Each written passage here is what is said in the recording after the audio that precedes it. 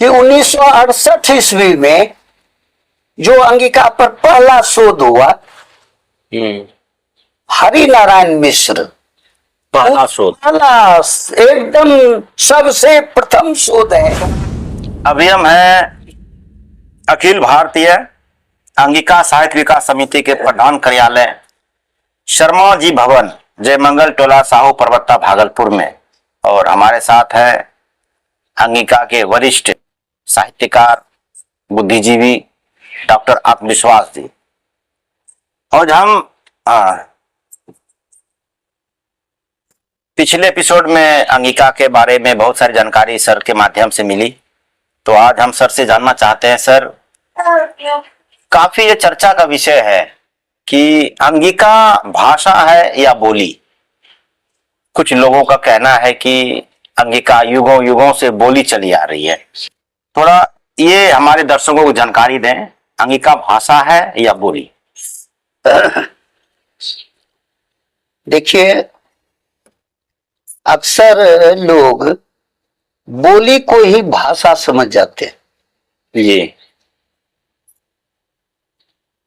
किंतु बोली और भाषा में अंतर है। जी, अंतर क्या है कि जो हम बोलते हैं और युगों से बोलते आ रहे हैं, जिसका कोई लिखित रूप नहीं। भाषा बोली का लिखित रूप है, बोली का लिखित रूप है। इस दृष्टि से हमने इसको परिभाषित किया है कि भाषा बोली का सादृश्य प्रगटीकरण है।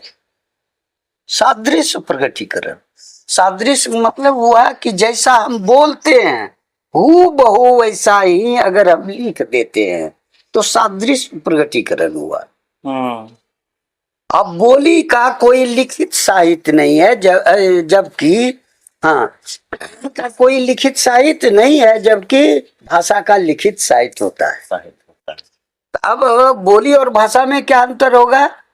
बोली मौखिक है, भाषा लिखित है।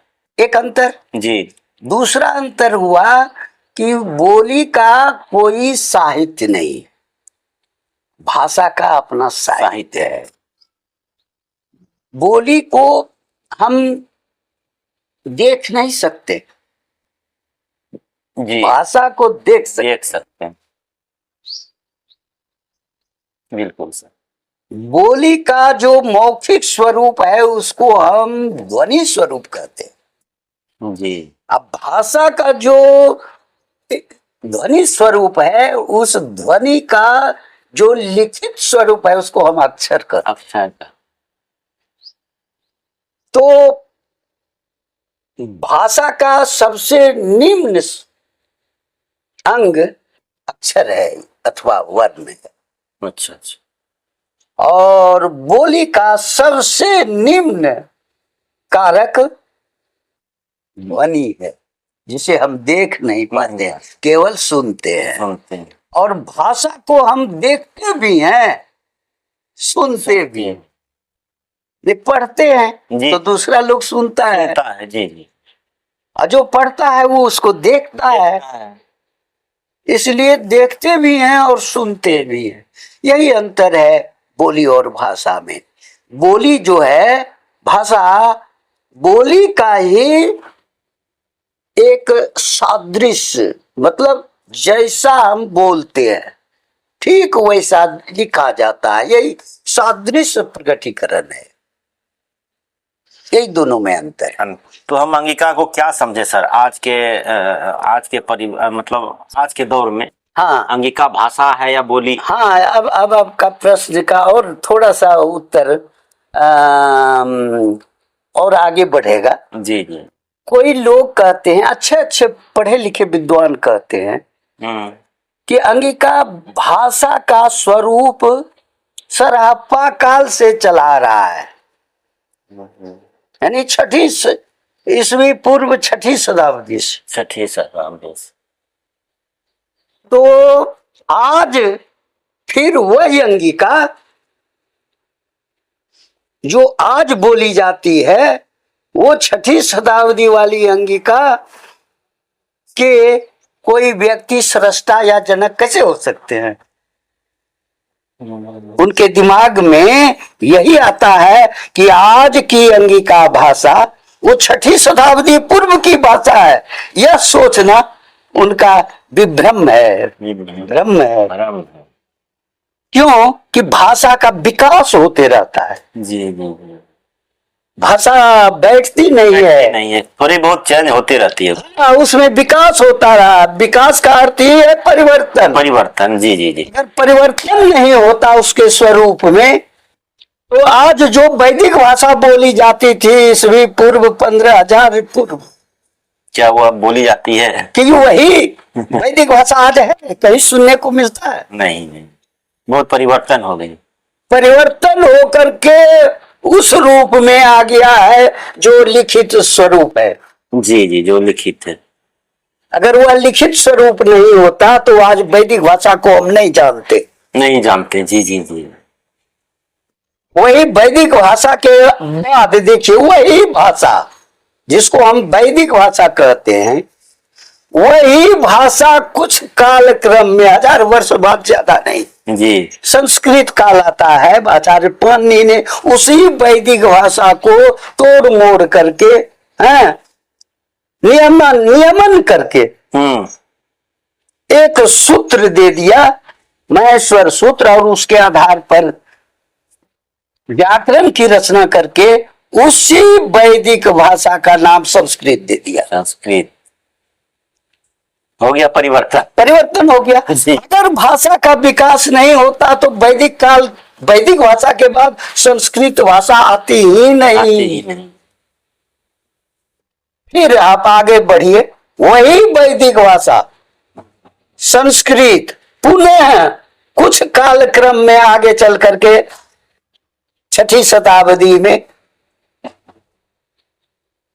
बौद्ध ग्रंथ वगैरह लिखा गया प्राकृत में, नहीं पाली में। तो जो संस्कृत भाषा थी वो पाली बन गई। फिर वही पाली भाषा काल क्रम में जाकर के प्राकृत रूप बदल जाती है, उसका रूप। अब फिर प्राकृत भाषा का काल क्रम वही भाषा अभ्रंश कहलाती है। तो क्या अंगिका जो सरापा काल 6ठी शताब्दी पूर्व में अंगिका बोली जाती थी, क्या वही अंगिका आज है? नहीं है। आज अंगिका का जो स्वरूप है, आज अंगिका की जो बोली है, वो वही बोली उसकी सीमा है। और उसी बोली का लिखित रूप डॉक्टर आत्मविश्वास ने लिपिबद्ध किया व्याकरण में। आपने तो अंगिका भाषा का मानक व्याकरण भी लिखा है। मानक व्याकरण में उसी की चर्चा की है, कैसे हम शुद्ध अंगिका लिख सकते हैं। अंगिका का हमने ध्वनि विज्ञान बना दिया, तो अंगिका अब बोली नहीं है, लोक भाषा नहीं है, ध्वनि विज्ञान जैसे बन गया। वो मामूली फेल नहीं है, वह विश्वविद्यालय स्तर का शोध है और उच्च स्तरीय शोध है। यह नहीं कि निम्न स्तरीय पीएचडी नहीं है, तो डिलीट का शोध है। वो बुक्स वगैरह होंगी सर जो व्याकरण आपने लिखी? बिल्कुल, वो बुक है, आप देख सकते हैं।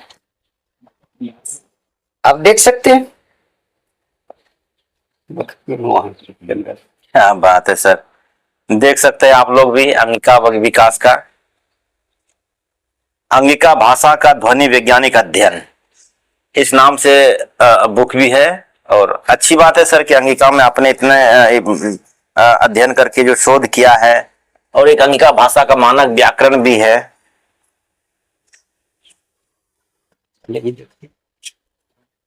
देखिए, भाषा का क्रमिक विकास जो होता है, पहले बोली जी, और बोली का कोई लिखित स्वरूप नहीं होता है, पहले हम लोग चर्चा कर चुके हैं जी।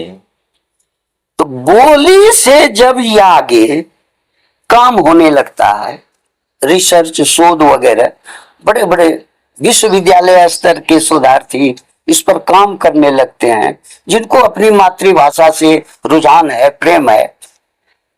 तो एक बात आप ध्यान रखिएगा कि विश्वविद्यालय विद्वानों उच्च स्तरीय विद्वान लोगों का वह संस्थान है। जी। वहां किसी शब्द का जो प्रयोग होता है बहुत शोध के साथ होता है। आप देखे होंगे कि अंगिका भाषा पर या अंगिका बोली पर या अंगिका लोक भाषा पर या साहित्य पर जो शोध हुआ है उसमें अंगिका शब्द पर आप ध्यान देंगे तो पता चलेगा कि 1968 ईस्वी में जो अंगिका पर पहला शोध हुआ हरि नारायण मिश्र, पहला एकदम सबसे प्रथम शोध है। प्रोफेसर हरि नारायण मिश्र के शोध का शीर्षक है उत्तर मुंगेर की बोली। अच्छा, वहां बोली शब्द आया है, भाषा नहीं, बोली। इसलिए कि विद्वानों की दृष्टि में अर्थात भाषा वैज्ञानिकों की दृष्टि में यह क्षेत्रीय भाषा जिसको हम कहते हैं वह बोली है, भाषा नहीं।